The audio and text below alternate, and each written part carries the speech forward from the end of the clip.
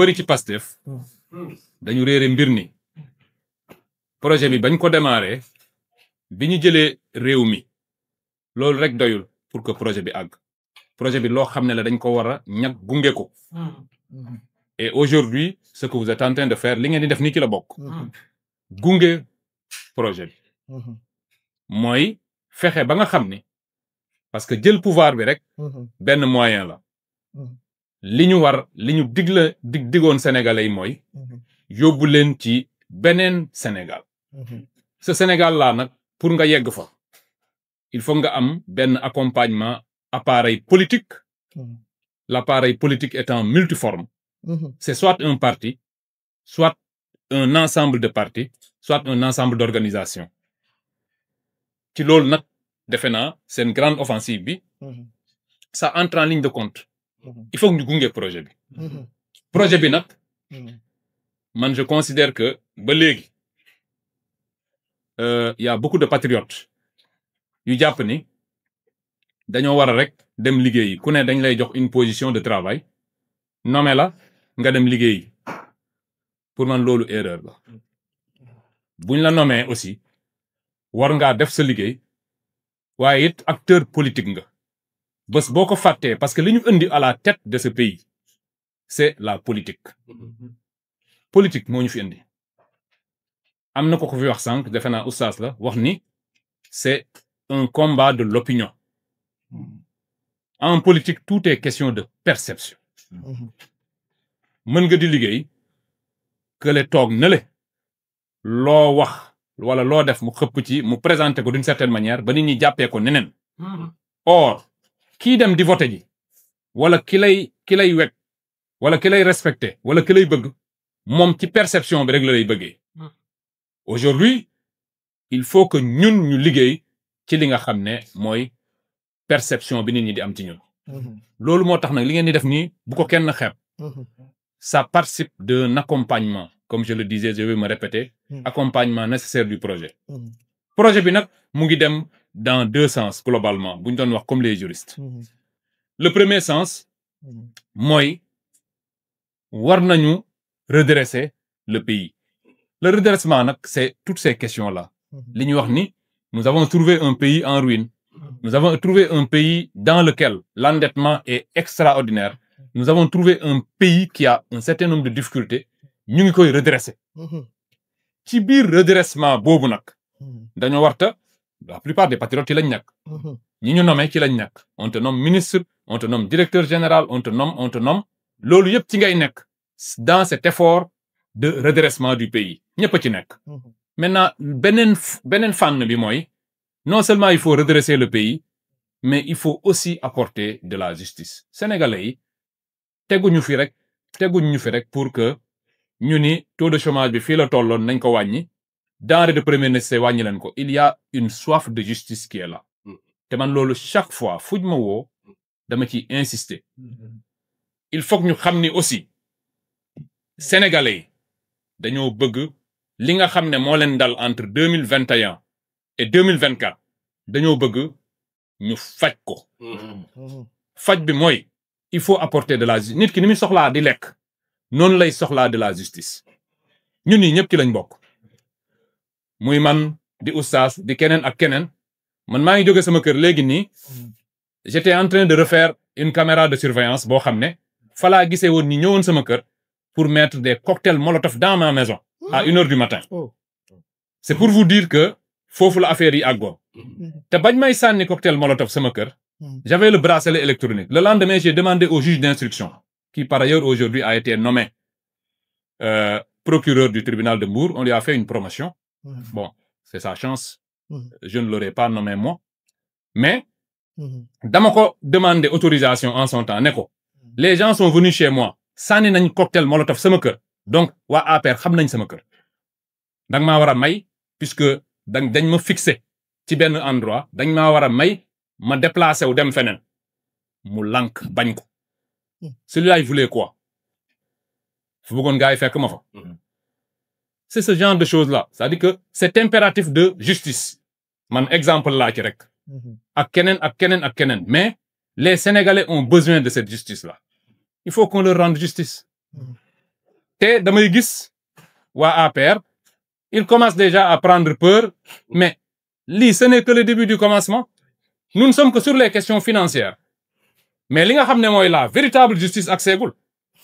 parce que am na ñoo xam ne ba léegi kenn déggu leen ñu tudd leen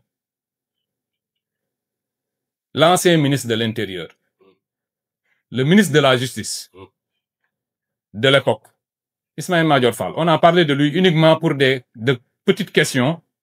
financières moo ko defu ko c'est pas mon affaire man je ne l'aurais pas poursuivi sur ces questions-là aujourd'hui kenn tudd leen mais ces gens-là avaient organisé un système de répression et de rafle des Sénégalais Sénégalais yu bari fii lañ leen jàpp des Sénégalais ici ont été enlevés assassinés am na ñoo xam ne dañ leen a jàpp am na ñoo xam ne fii manifestation on les a tués au vu et au su de tout le monde ce côté boobu phase ñoogul nous ne sommes que sur la petite phase mooy des questions financières des questions de détournement nga xam ne sax ñoom ñoo ko defoon le rapport Covid-19 ñoom ñoo ko defoon Macky Sall moo ko defoon ah bon pensant que certainement du fi mës a jóge donc ñu def ko noonu rek pour amuser la galerie c'est sur cette base dañu poursuivre un certain nombre d'entre eux bu ñu paree ci yooyu ces questions-là il va falloir aller sur les questions purement de crime de sang yooyu foog ñu àgg ci mënuloo nekk dans un pays ñu rey ci 80 personnes mënuloo nekk dans un pays ñu gaañ ci des centaines de personnes mënuloo nekk dans un pays ne serait-ce que pour les milliers de personnes yi nga xam ne dañ leen a jàpp te defuñu dara loolu ngeen yaakaar ni dañ war a bàyyi noonu rek non waaye nañ jéggalante non ça il faut en tirer toutes les conséquences pour mu bañatee am ab réew noonu lay doxee Sénégal bu ñu bëggee dépasser loolu bu ñu bëggee ëllëg keneen ku fi nekk ci dëkk bi nga xam ni lii kat boo ko defee dinañ ma ci topp y compris pour le magistrat bi nga xam ne moo ko tey jàpp la tëj la te xam na ni defuloo dara il faut tirer les conséquences de tous les actes c'est comme ça que les pays avancent il faut tirer les conséquences de tout ce qui a été fait loolu nag pour ñu def ko on a proposé un certain nombre de choses dëkk bi il faut changer je pense qu'on est en train d'aller vers des réformes mais des réformes très très profondes réformes profondes yi nag je pense que wax nañ ci waxu l'OFNAC il faut changer parce que c'est le siège actuellement de l'enrichissement illicite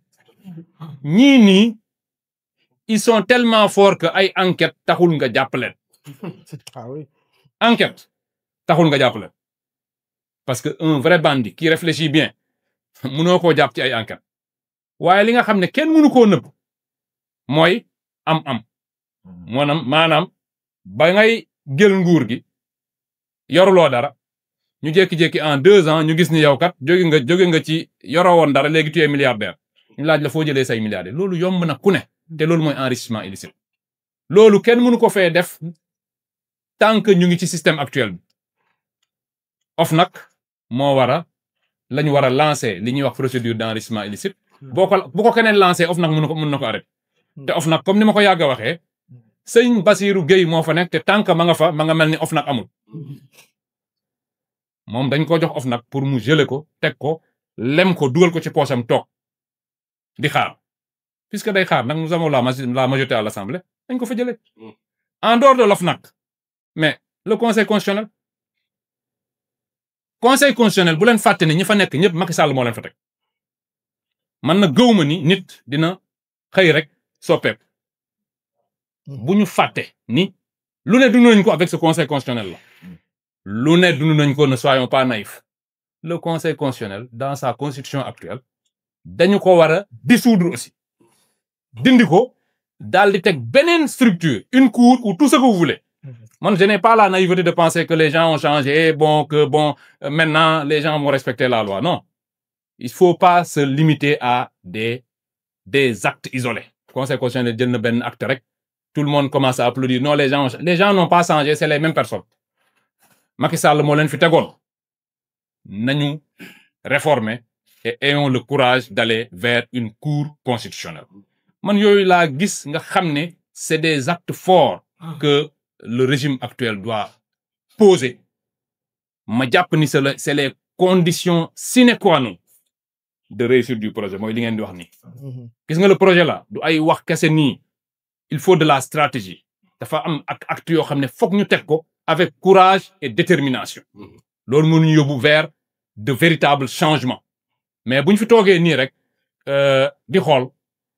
nous avons une opposition qui pour une fois pour la première fois dans l'histoire du Sénégal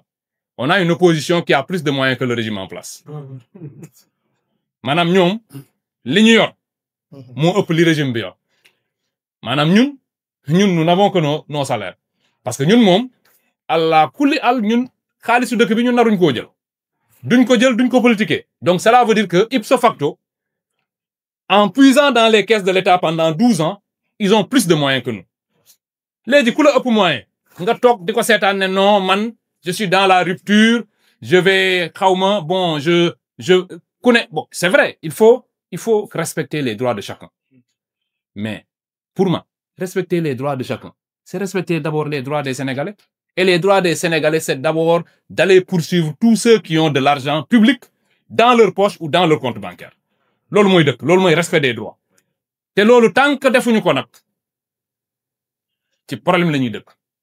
ñii dinañ ñu sonal parce qu'ils ont trop d'argent public te arrangé wu leen ñuy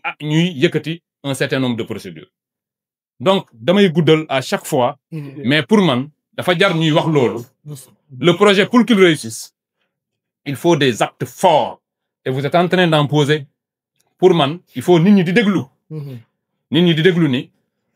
il faut qu'on aille vers des actes forts une véritable rupture mais une rupture assumée gis nga ñii nii ce pays détermination moo ñu ciy génne radicalité moo ñu ciy génne parce que loolu moo tax ñu jël dëkk bi si Sonko n'était pas un radical